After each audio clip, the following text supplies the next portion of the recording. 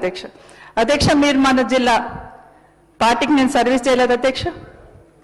Yes, party మంచి చేసింది అన్నప్పుడు పార్టీ చేసిన నష్టం కూడా చెప్పుకుంటాం అధ్యక్ష. నా మీద 5 CBI కేసులు రాజశేఖర రెడ్డి కుటుంబాన్ని కొట్టడానికి నా మీద పెట్టలే అధ్యక్ష. నేను ఒక్క మాట మాట్లాడానా? నాకు టికెట్ ఇవ్వకపోయినా నేను మాట్లాడానా? ఎందుకు అధ్యక్ష? తను కాంగ్రెస్ పట్ల పుట్టి పెరిగినట్టు తనే మీద వేసుకొని మాట్లాడేసింది. నాకు అర్థం కాలేదు. అసలు సంబంధం లేని ఇష్యూ, తనకు నాకు ఏం మాత్రం సంబంధం లేదు. మీరు మాట్లాడుతుంటే మీరు అట్లా ఇంకా మీరు వదిలేస్తే ఎట్లా అధ్యక్ష? మీరైనా కనీసం చెప్పాలి కదా. దయచేసి ఇట్లాంటి కనీసం ముందున్న పునరావృతం కాకుండా దయచేసి మీకు రిక్వెస్ట్ చేస్తున్న, వ్యక్తిగతంగా మాట్లాడుకోవడానికి బయట మస్తు వేదికలు ఉంటాయి అధ్యక్ష.